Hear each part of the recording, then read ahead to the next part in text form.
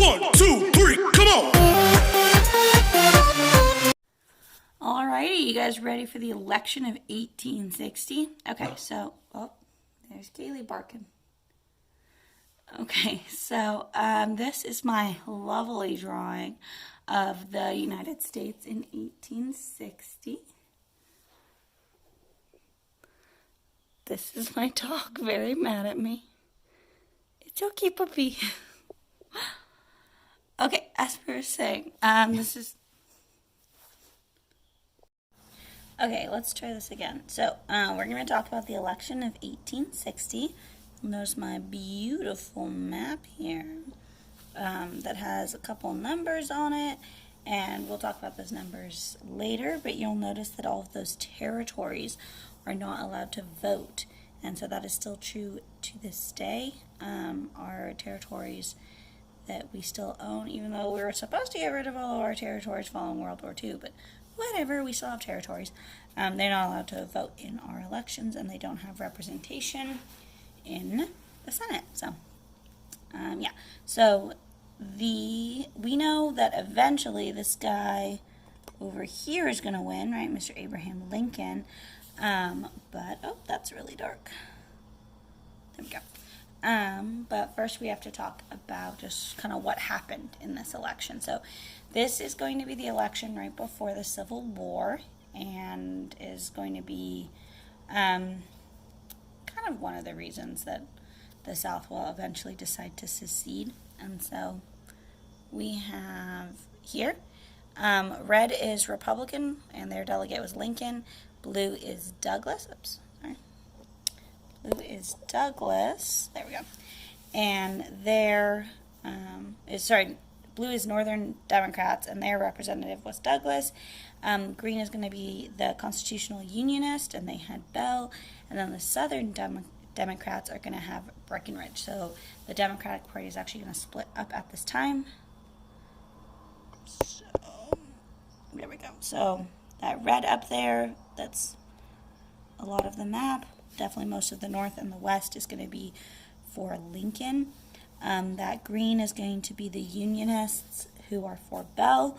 That little bit of blue down there and then a little bit over there in New Jersey are going to be for Douglas. So yeah, it's Lincoln versus Douglas again. And then that orange down there at the bottom is going to be Brekenridge. So prior to this, we have Bleeding Kansas, Dred Scott, John Brown's. Remember, Bleeding Kansas is fighting over in Kansas and Nebraska about whether they'll be slave or free states, and whether they should leave it up to popular sovereignty, and how long does the person have to be in the region before they can vote, and all that gets really bloody, thus the name. Dred Scott was the decision where they said that even a free person, if they are of African American descent, that they aren't considered a citizen and don't have any of the rights of a citizen. And it allowed for things like the Fugitive Slave Act. John Brown, remember, he burns down Harper's Ferry, and there's just that whole tension and such. And so as you can see, it's all about slavery. So when people say the Civil War eventually is not going to be about slavery, well, slavery is what's causing all the tension that's eventually going to lead to it. So people keep fighting about slavery. So I don't care if you want to say that it's not about slavery. Ultimately, that's what everything is hinged on. So, yeah. So, okay, we have our map right there. All right, so we have 4 parties here. So we're going to talk about those. So the Democratic Party is going to end up actually having to split into the Southern Democrats and the Northern Democrats. There was a stronger base for the Democratic Party in the South. There were still people in the North, but the majority of the Democrats were in the South. They're going to be pro-slavery, and they can't agree on who they should have as their candidate for the 1860 election. So they're actually going to split to the Southern Democrats for John Brekenridge, and then the Northern Democrats for Stephen Douglas. And you see this throughout history where a party splits. That's usually how we get new parties eventually. but they often will lose that election because their base is split and they're going up against usually a more united party. So next up, we're going to have the Know-Nothings, or the Whigs. If you remember previously, the Whigs and Know-Nothings were the ones who were pretty anti-immigration. And so they are going to be wanting to keep the country as is. So previously that was not being very tolerant of immigrants. Now it's going to be not wanting the country to split. So it's not like the South seceding is going to be a huge surprise to everybody later. But the constitutional unionists want to keep the country united. And so they are going to put forth John Bell. And if you look at that map over there, they didn't have a huge amount of people supporting them. In reality, it was mostly just those border states, which are going to have a lot of fighting about slavery in general, because you're right there between the North and the South, and disagreements ensue. So the Republican Party is anti-slavery, and they are going to want somebody who's going to be standing for that. However, they still want to win. So they have to try to choose someone who's going to be more of a moderate candidate, someone who the southern and border states might still get behind. And so they pick Lincoln. And usually we think of Lincoln as a pretty radical dude, right? Wanting to get rid of slavery, really pushing forward that. When the South secedes, he's like, that's not happening. I'm bringing you back. So we kind of think of him as a pretty intense person. In reality, they were much more, passionate abolitionists who wanted to run. And so the fact that Lincoln ends up being their quote-unquote moderate candidate should tell you a lot about the feelings of anti-slavery that were there in the North. So the Republicans are going to choose Abraham Lincoln. And so now we want to think like, okay, well, what do we know about this dude? So over here, another wonderful picture of Mr. Lincoln. So we know that he is tall, especially for that time. Oops, sorry, excuse this shaking. He was about 6'4", which is pretty tall for that time. The average man back then was about 5'7". Today, I think the average man is about 5'9". He was born poor. His mom died when he was young. If you remember from that America, the Story of Us video we watched, she died of milk sickness. He moved around a lot, and because of that, that's not a ton of stability. He was from an area, right, Illinois, that was pretty rural at the time, so he's also going to kind of have grown up on farms. His family in general struggled. He had to work his way up, right? He starts out just living in like a log cabin, eventually goes to the city, gets an education, becomes a lawyer, kind of makes something of himself. So he kind of embodies that American, quote-unquote American spirit of, pull yourself up by your bootstraps kind of thing. Does that mean he didn't have privilege? No, he still benefited from, right, certain things like the color of his skin, his sex, right, all that kind of thing. Like, he is a white dude, so he does still have some privilege, but he did not have as much privilege as some people. So like I said, he becomes a lawyer. He eventually gets into politics.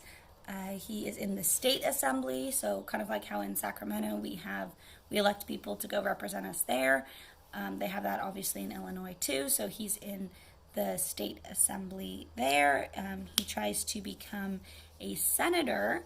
If you remember from that other video, he runs against Douglas, just like he's running in this election too, and he loses to Stephen Douglas. He runs again another time and is unsuccessful. But he did manage to get into the House of Representatives for Illinois, so that's pretty cool. And he's really popular. So why is he so popular? Well, like all those things I underlined there in red, he's poor. His family struggled. He had to work his way up. People look at him and feel that he is a true American. He came from the frontier. He knows what it's like to have to actually work. And typically, our presidents often come from a lot of privilege and these old wealthy families, and so people are looking at him and being like, dude, he's not a old wealthy dude. He knows what it's like, and he's going to be willing to fight. If you remember from that House Divided speech, right, he also is pretty honest. He comes right out and says his opinions on a lot of things. Obviously, he didn't say everything, right, because that wouldn't get him elected, but he was pretty honest, so thus the name Honest Abe. Okay, sorry for my thumb getting in the way there. So what do we already know? We know that the Democrats are split between the North and the South, that Lincoln is going up against Douglas. I mean, kind of, but ultimately, Lincoln kind of sweeps the floor with him. So I don't know if it's that much of a competition. People in the North are super stoked on Lincoln. The South are not a fan. He did give that House Divided speech. The South is, like I said, not a fan, and so they actually don't end up putting him on all of the ballots. So when he wins later, a bit of that conspiracy theory kind of thinking comes out, and they're like, hold up, how can a dude who wasn't even on our ballot win?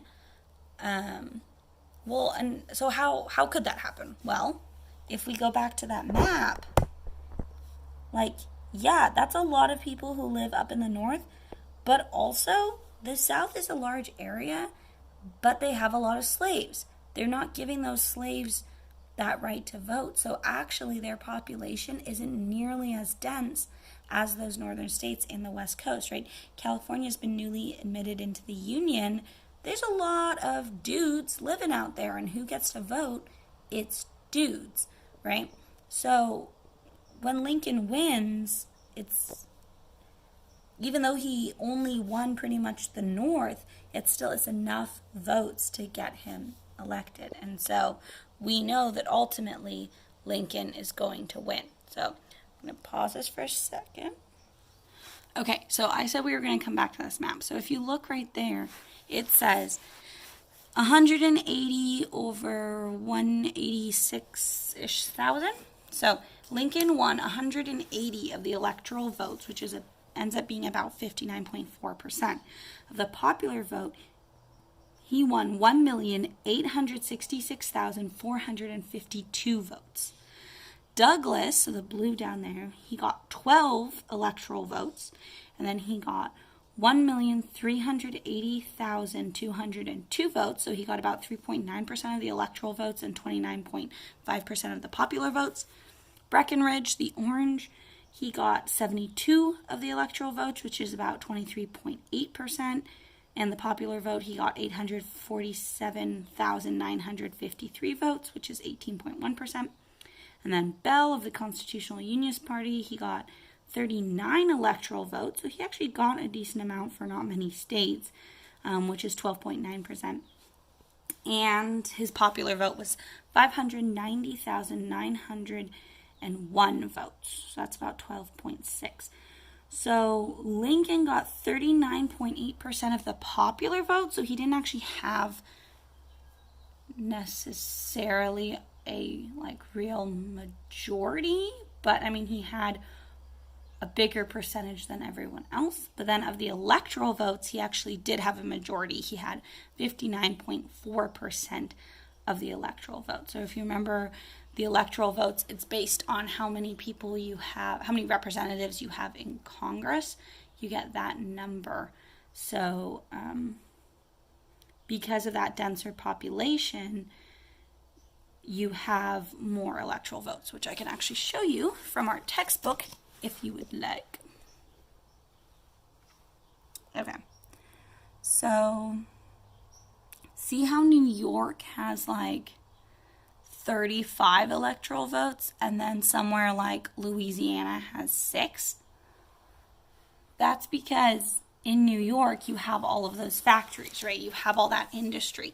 In Louisiana, you have all those plantations. You have, you have New Orleans, but you have all those plantations. You have people living there, but they're not truly represented. And so because of that, it's just not as many electoral votes. So, yep.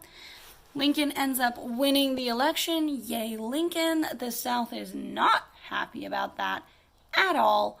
And after having things like Bleeding Kansas, Dred Scott, John Brown, this constant fighting over the last 100 years, well, not really, but 50 years, I guess, they're going to end up eventually just being like, forget this noise, we're leaving. And so next time the South secedes, and we'll talk about that.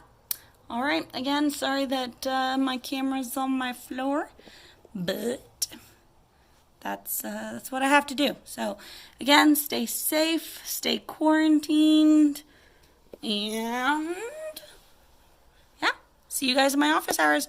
Bye.